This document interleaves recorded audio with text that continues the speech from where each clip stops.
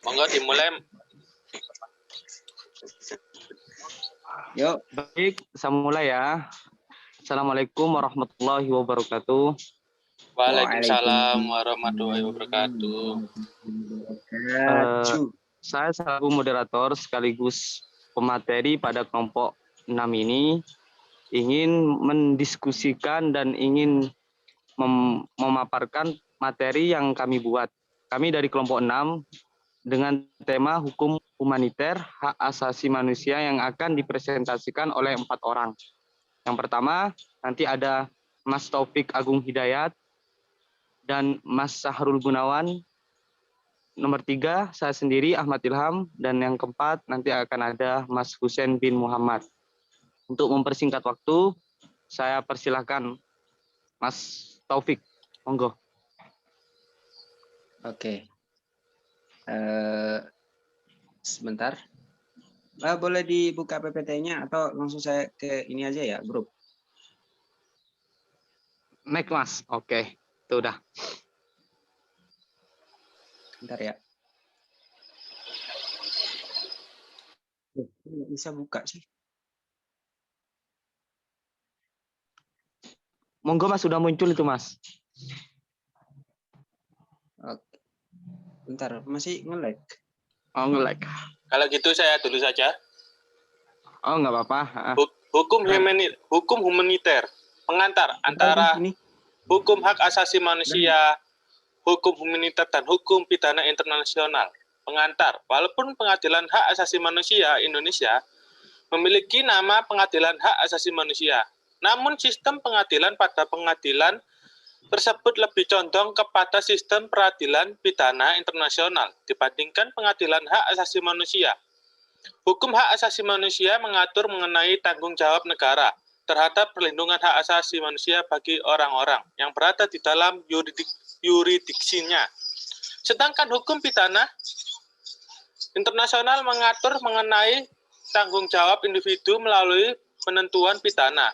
Keduanya memiliki persamaan, yaitu berkembang setelah Perang Dunia II dan memiliki tujuan yang sama, yaitu untuk melindungi martabat manusia.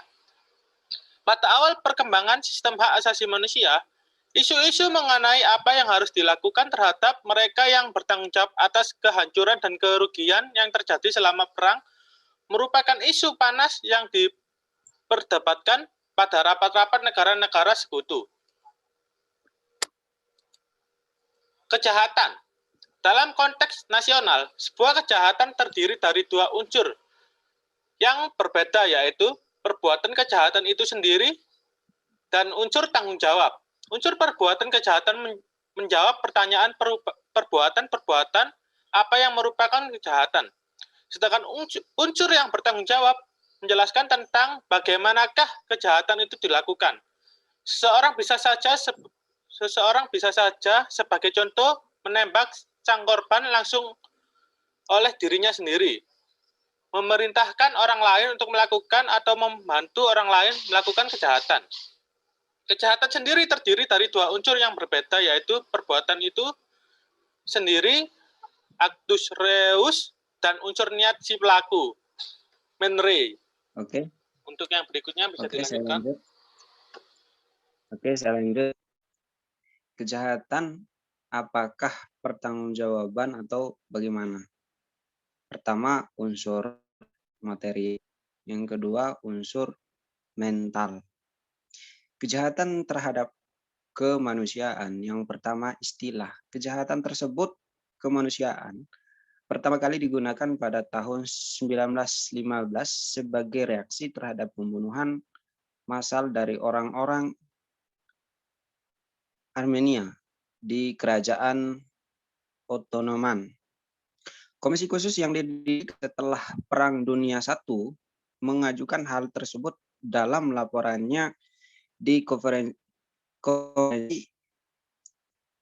Versailles dan mengusulkan bahwa pengadilan pidana internasional harus dibentuk untuk mengadili pelanggaran-pelanggaran tersebut terhadap hukum kemanusiaan. Yang kedua, selama Perang Dunia Kedua, negara sekutu menyadari bahwa tidak semua kejahatan yang dilakukan telah dilarang oleh hukum internasional. Hukum perang hanya melarang tindakan-tindakan yang dilakukan terhadap penduduk dari pihak musuh, sementara zaman yang telah melakukan hasil. Piagam London yang membentuk IMT mencantumkan pula dalam pasal 6C kejahatan terhadap kemanusiaan. Itu aja ya. Halo. Ya, Iya, lanjut, ya. lanjut Mas. Lanjut, Mas. Oke. Kok bagian unsur-unsurnya nggak ada ya? Itu unsur-unsur kejahatan terhadap manusia. Nggak ada teksnya. Apa yang sampean nge-lag ya, Mas ya? Mungkin saya Nge-lag. bacakan. Unsur-unsur kejahatan terhadap manusia. 1. Pembunuhan. 2. Pemusnahan. 3. Perbudakan. 4. Deportasi atau pemindahan paksa penduduk. Kelima, pemenjarahan atau perampasan berat atas kebebasan fisik dengan melanggar aturan-aturan dasar hukum internasional. Yang keenam, penyiksaan. Ketujuh, pemerkosaan. Kedelapan, penganiayaan terhadap suatu kelompok. Yang kesembilan, penghilangan paksa. Yang kesepuluh, kejahatan apartheid. Yang ke-11, perbuatan tak manusiawi. Untuk yang berikutnya mungkin Mas Ilham atau Mas Taufik lagi. Oke, saya lanjut. Genosida. Kejahatan genosida tidak termasuk dalam kejahatan yang tersendiri. Persidangan Perang Dunia Kedua, tapi untuk pertama kali dikodifikasikan melalui konvensi tentang genosida yang diadopsi pada tahun 1948. Yang kedua, istilah tersebut terdiri dari kata Yunani itu genoe atau keluarga suku, dalam kata Latin kaide atau membasmi atau membunuh. Istilah tersebut ditemukan oleh Rephael Lemkin, seorang pengacara dan pertama kali diterbitkan dalam buku Exist, Rule in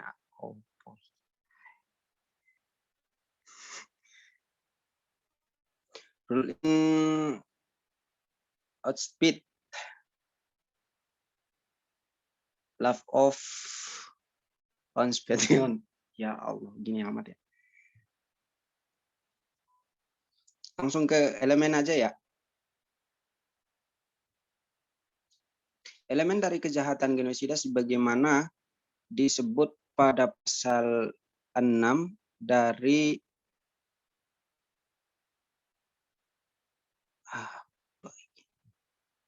Statut Roma adalah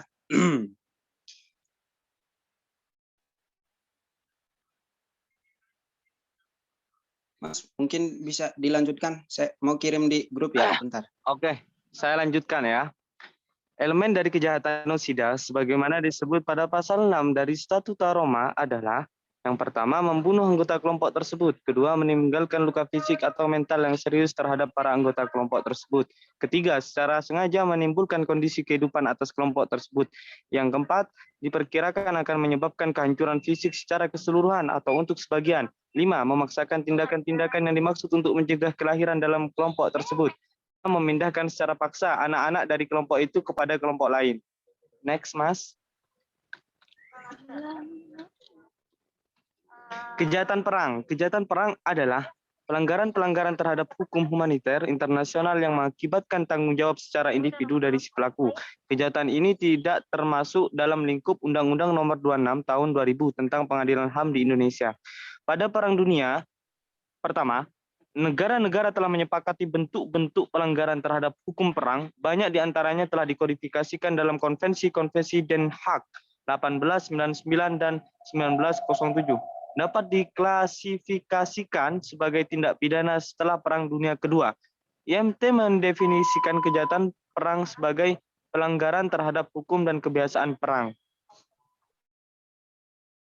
Next. Hubungan antara hak asasi manusia dan hukum pidana internasional.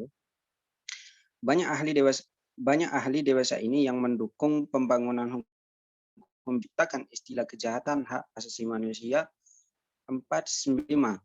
Walaupun hal ini secara akademis sangat menarik, khususnya yang berkenan dengan beberapa bentuk kejahatan perang dan kejahatan terhadap kemanusiaan.